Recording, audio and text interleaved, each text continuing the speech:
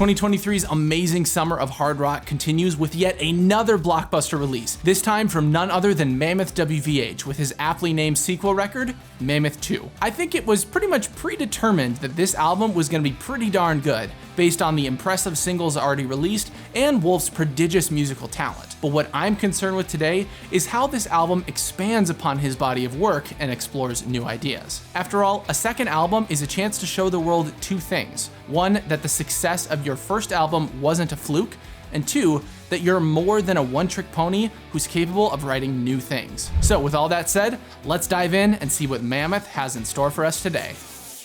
In the spirit of mixing things up, let's start with the singles rather than track one. As I mentioned in my reaction video to the first single of this album, I've been repeatedly surprised by the amount of talent Wolf brings to the table on each of his songs. Not only is he a phenomenal guitarist of both types, but also a great drummer and a competent vocalist. And a pretty believable actor as well. The ongoing saga playing out through his music videos is on par with comedy productions like College Humor or Key and Peele. His videos are almost as fun to watch as they are to listen to, and I really hope he keeps it going for a few more entries. But enough about video, right? We're here to talk about audio. Well, the audio really doesn't get better than with the singles released from this album. Like a Pastime is a solid second track for this album, executing everything with a high level of precision and energy. The restless running riff is already the first sign of experimentation and variety on this album, as it's unlike anything from Mammoth 1. Layer that over the angled polyrhythmic drums and you've got a track with lots of urgency, which is nicely complemented by Wolf's smooth verse vocals. Then for contrast, the chorus explodes into thumping halftime with massive vocal accents on the word "hey." Following the second chorus, the bridge gets a little mundane compared to what's come before, but it's rather short and leads directly into the final chorus, where Wolf cranks it up to 11 and lets rip some magnificent screams for the song's climax. After that, it's just a short jaunt into the next single, and possibly the best song I've heard this entire year, Another Celebration at the End of the World. Despite my tendency to lean towards hard rock on this channel, I actually grew up listening to a lot of punk and metal music, especially in high school, which is why this song hits every happy button for me. As Wolf described in an interview, it's an absolute barn burner of a track with an uber heavy breakdown and a shredding solo that makes your hair stand. Literally, this song gives me chills whenever I hear it, and it's without a doubt my favorite song from the album. While I enjoyed every song from Mammoth 1, I never felt like any of them were perfect and truly without flaw. However, that is not the case here. You couldn't improve this song by a single % if you poured your entire life into doing so. It is just perfect. I cannot wait to hear Another Celebration live in November, since it is gonna absolutely blow the roof off First Avenue. Mammoth's third single, Take a Bow, deserves to take a bow itself, if that were possible for audio recordings. It seems like Wolf actually took a page out of Alter Bridge's book with this extended beast of a song. The arc of this track is just magnificent, particularly in the bridge. The back and forth between the jaded vocal punches and smooth octave guitar lines is, well, music to my ears. And how could we discuss this song without paying attention to the solo? Not only does this top anything else Wolf has composed thus far, it's also recorded with the legendary Frankenstrat, paying homage to the late Eddie Van Halen. The spacious wah at the beginning, gradually developing into a shredder's paradise, is exactly the kind of virtuosic showmanship that this song needed. And it's an exciting prospect to think that this is the level to which future Mammoth solos might aspire. Even if they're half as good as Take a Bow, they'll still be pretty damn good. Finally, that brings us to Mammoth's latest single, I'm Alright, released only 2 days before the album itself. Before I talk about the song though, I need to get on a soapbox for a bit. I hate that record labels are forcing artists to release singles right up until the album drops. I felt absolutely no desire to listen to I'm Alright when it came out, because I knew I'd be listening to the full album in roughly 48 hours. It shows that the publishers really care much more about making money from individual songs rather than the full albums.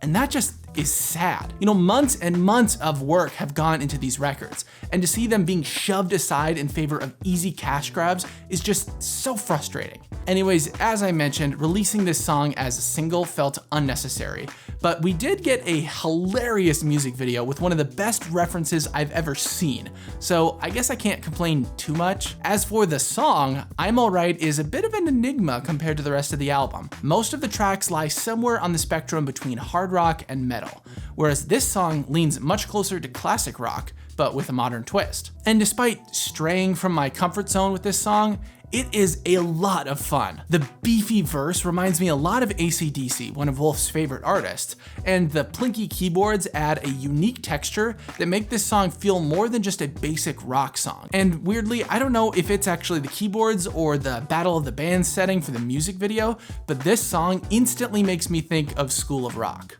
You know, I suppose Wolf actually looks a little like Jack Black, right? One thing that we've come to expect from Mammoth is an abundance of songs all with a similar message. In a nutshell, f the haters. This song continues that trend, and even if we've heard the message before, Wolf still manages to tell it well. On future albums, I do hope we see a little more thematic variety, but for now, I'll take the FU songs when their instrumentals are as good as these ones. Now that brings us to a group of tracks I'm referring to as the Weirdos. Don't worry, that's mostly an endearing term. Mostly. We've already experienced a wide variety of music in only 4 tracks, but things are about to spice up even further. Let's jump all the way back to the beginning with Right, a song that had me laughing within the first few seconds. And I know that sounds bad, but in reality, I was laughing because I was caught off guard by the absolutely wild start of this song. You know, a lot of albums will ease you into the music, maybe with some keyboards or an isolated riff or vocals. Not this one though. Everything is just thrown at you the moment you hit play, and it takes a few moments for your brain to process what's actually happening. By that point, you're already hip deep into the verse of the song, and you have no choice but to strap in for the high-speed chase equivalent of an album opener. Don't get me wrong, I like this song a lot. I just find it amusing how jarring the start is. Moving past that, the whole song is a lot of fun, and it shares a lot of the best traits from the previously mentioned singles without being a rehash of any of them. I think Wolf used this song as the opener to demonstrate his talent on every instrument at the exact same time, since there's fantastic drumming, guitar work, bass work, and vocals. This track also shows some of his influence from Meshuggah, which also appears in the closing track of this record, which we'll talk about next, just for fun. I watched a recent interview with Wolf where he described this song, Better Than You, as a blend between Meshuggah and the Beatles. If you're thinking, that sounds like an odd combination, you'd be right. It is very odd. Unfortunately, this is my least favorite track from the album.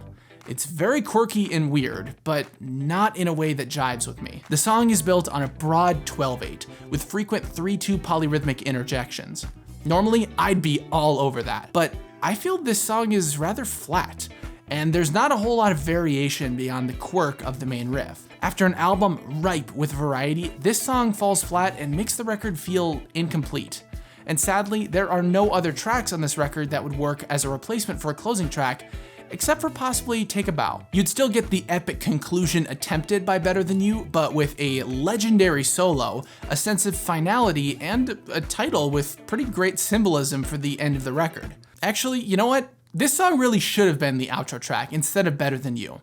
That was a missed opportunity. A different quirky track from this album that actually lands for me is track 6, Optimist. If I'm remembering correctly, this is his first song in mixed meter, which automatically makes it distinct from every other song on this record. After multiple songs with a heavy focus on story and melody, this one lets those take a back seat and is driven almost entirely by riffs. As a result, it's got one of the least memorable vocal parts from the record, but one of the best guitar jams. The breakdown is so groovy and crunchy, and the reprise at the end of the song with full 30-second note double kick is great. Admittedly, because the melody is a little blah, the song is not quite on the level of those surrounding it, but it's still pretty enjoyable and a solid palate cleanser for the back half of the record. So that leaves us with 3 songs left, and I've intentionally omitted them from the review so far because they all share something in common. There's something I've noticed with Mammoth albums, you know, all 2 of them.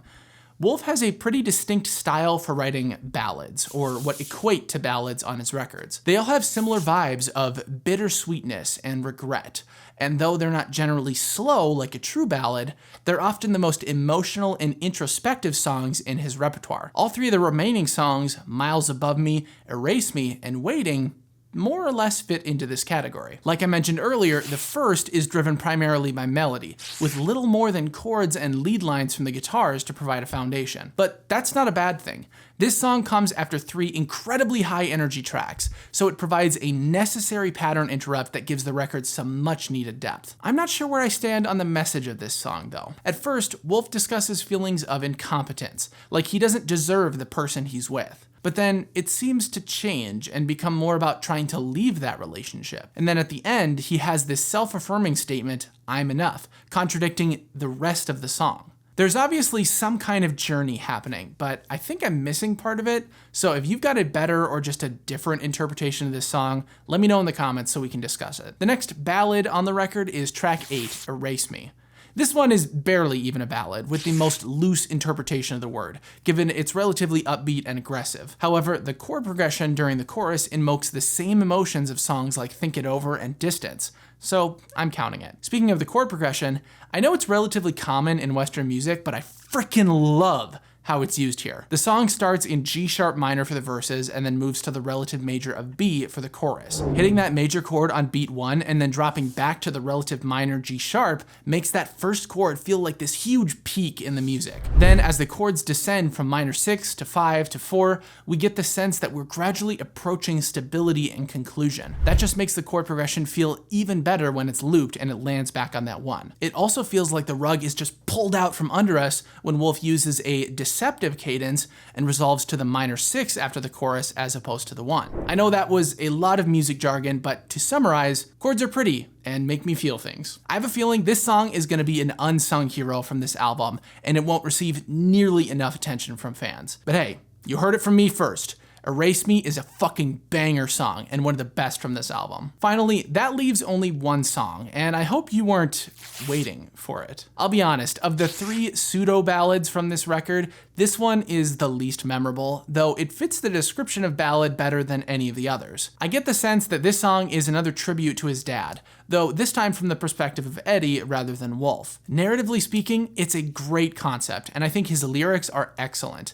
However, the underlying instrumentals and the melody that delivers the narrative are not on the same level, and it left me feeling underwhelmed after my first couple of listens. It's a rather unfortunate circumstance given the weight of the message of this song, but I'd be lying if I said I had much praise to offer outside of that. Because this song follows the best of the 3 pseudo ballads and precedes my least favorite track, the album kinda ends on a dull note. It starts off phenomenal with some of the best rock songs I've heard all year, but then it wavers near the end and loses its footing. Sort of like a fantastic gymnastics routine with a botched dismount. I won't go so far as to say this album doesn't land on its feet, but there are certainly a few points being deducted for the messy conclusion. Okay, we've successfully analyzed all 10 songs, and even snuck in a gymnastics analogy for fun. But how does this album handle the criteria I established at the beginning of this video? Well, I think it's safe to say that the success of Mammoth 1 was not a fluke, as Wolf has brought a metric buttload of talent to the studio for this album. It's clear he's improved on every single instrument, and just the fact that he's writing and recording all of these songs on his own is a testament unto itself. And as for the second category, Wolf has clearly expanded his songwriting capabilities to new heights, as every track on this album is distinct and unique. Many elements not previously seen in his music have made an appearance, though not all of them work, as we saw with Better Than You. As I already mentioned, this album struggles to keep up the quality established in the beginning, but even its worst moments are still pretty good, and I imagine many people will find things to enjoy in the last 2 songs that I did not. But above all else, this album's greatest strength is its storytelling, and I see that manifesting most notably in the solos. In terms of guitar solos, Mammoth's first record felt a little safe, with most being pretty good, but without much development. However, each solo on Mammoth 2 develops and builds over time, with ebbs and flows and an arc that listeners can follow. This is what makes some of the best solos in existence so good.